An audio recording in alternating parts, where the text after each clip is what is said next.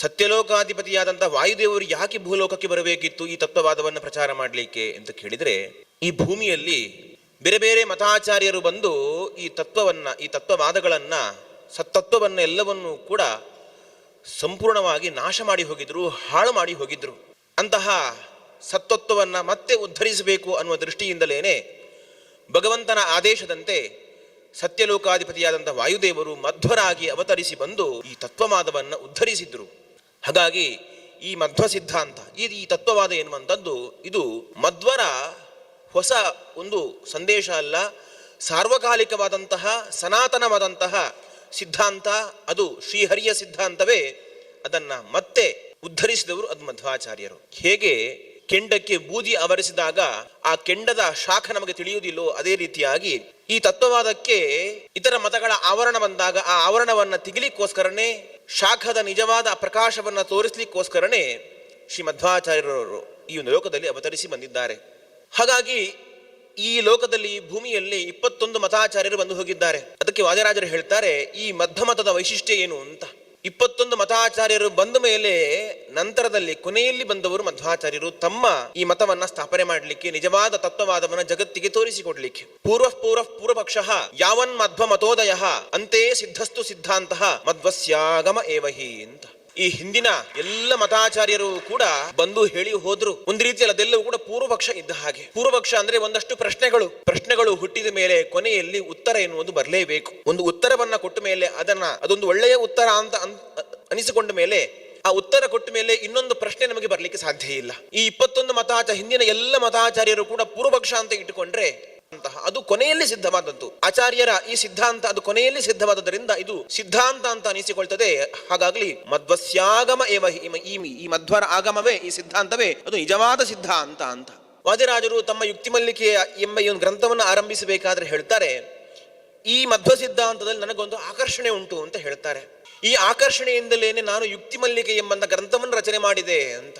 ಈ ಆಕರ್ಷಣೆಯಿಂದಲೇನೆ ಈ ಗ್ರಂಥವನ್ನು ರಚನೆ ಮಾಡಿದೆ. ಈ ಆಕರ್ಷಣೆ ಹೇಗೆ ಬಂತು? ಸಾಮಾನ್ಯವಾಗಿ ನಮಗೆಲ್ಲ ಒಂದು ಅಂಧಭಕ್ತಿ ಇರ್ತದೆ.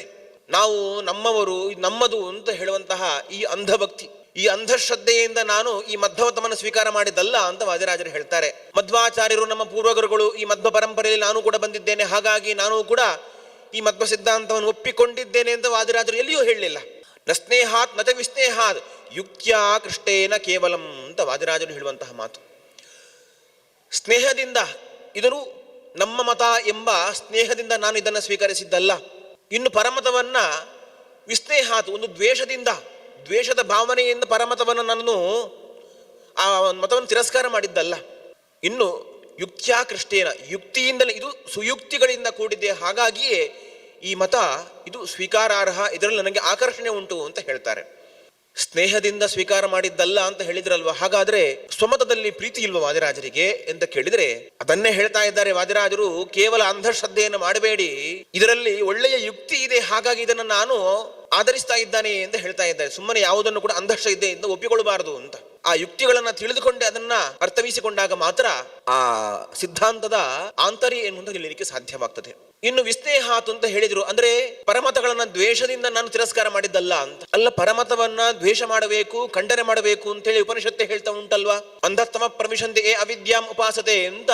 ಯಾರು ಈ ಅವಿದ್ಯೆಯನ್ನು ಉಪಾಸನೆ ಮಾಡ್ತಾರೋ ಅಂತಹ ವ್ಯಕ್ತಿ ಅವನು ಅಂಧಂತಮಸ್ಸಿಗೆ ಹೋಗ್ತಾನೆ. ಹಾಗಾಗಿ ಈ ಅವಿದ್ಯೆಯನ್ನ, ಅನ್ಯಥಾ ಉಪಾಸನೆಯನ್ನ ಖಂಡನೆ ಮಾಡಲೇಬೇಕು ಅಂತ ಉಪನಿಷತ್ತು ಹೇಳ್ತಾ ಇರಬೇಕಾದ್ರೆ ಹೀಗೆ ಯಾಕೆ ವಾದಿರಾಜರು ಹೇಳಿದ್ರು ಅಂತ ಅನಿಸಬಹುದು ನಮಗೆ.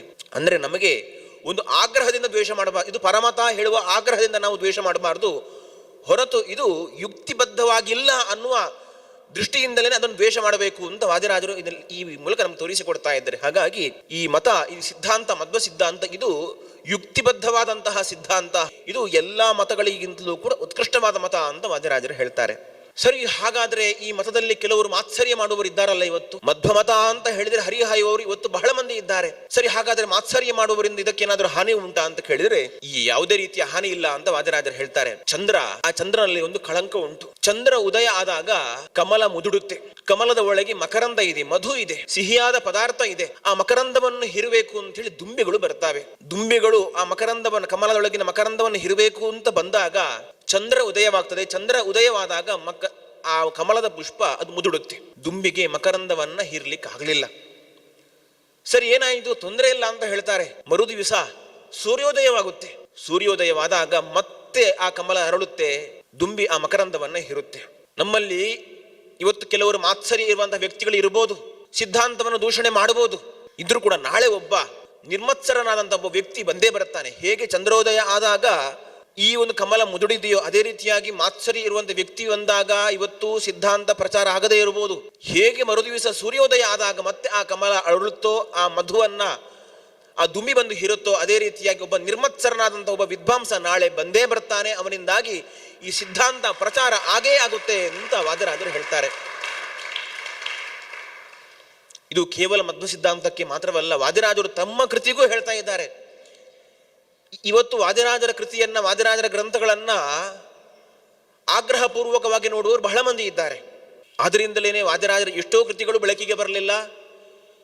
ಇನ್ನು ಕೆಲವರು ವಾದಿರಾಜರ ಕೃತಿಗಳನ್ನು ಉಪನ್ಯಾಸಕ್ಕೆ ಮಾತ್ರ ಇಟ್ಕೊಂಡ್ರೂ ಕೂಡ ಆ ಕೃತಿಯ ಹೆಸರನ್ನೂ ಹೇಳದೆ ಕೇವಲ ವಾದಿರಾಜರ ವಿಚಾರಗಳನ್ನು ಮಾತ್ರ ಹೇಳಿ ಚಪ್ಪಾಳೆಯನ್ನು ಗಿಟ್ಟಿಸಿಕೊಳ್ತಾರೆ.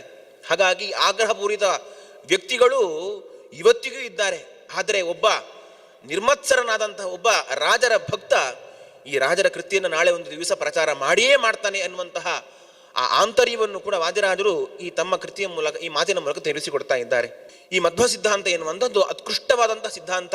ಇದು ಶ್ರೀಹರಿಯ ಮತ, ಇದು ಭಗವಂತನೇ ಒಪ್ಪಿಕೊಂಡಂತಹ ಮತ, ಸಾರ್ವಕಾಲಿಕವಾದಂತಹ ಮತ, ಸನಾತನವಾದಂತಹ ಸಿದ್ಧಾಂತ. ಹಾಗಾಗಿ ಈ ಮತವನ್ನ, ಈ ಸಿದ್ಧಾಂತವನ್ನು ನಾವು ಎಂದಿಗೂ ಕೂಡ ಬಿಡಬಾರದು. ಅದನ್ನೇ ದಾಸರು ಹೇಳ್ತಾ ಇದ್ದಾರೆ, ಮಧ್ವ ಮತದ ಸಿದ್ಧಾಂತದ ಪದ್ಧತಿ ಬಿಡಬೇಡಿ, ಬಿಟ್ಟು ಕೆಡಬೇಡಿ ಅಂತ ಈ ಸಿದ್ಧಾಂತದ ಉತ್ಕೃಷ್ಟತೆಯನ್ನು ಕೂಡ ಶ್ರೀ ಹರಿದಾಸರು ಕೂಡ ಕೊಂಡೊಯ್ದಿದ್ದಾರೆ. ಹಾಗಾಗಿ ಈ ಸಿದ್ಧಾಂತವನ್ನ ಯಥಾಮತಿ ತಿಳಿದು ಅನುಷ್ಠಾನ ಮಾಡುವುದರ ಮೂಲಕ ಶ್ರೀ ಹರಿವಾಯು ಗುರುಗಳ ವಿಶೇಷ ಅನುಗ್ರಹಕ್ಕೆ ಪಾತ್ರರಾಗೋಣ ಅಂತ ಹೇಳ್ತಾ ಶ್ರೀಕೃಷ್ಣ ಅರ್ಪಣಮಸ್ತು.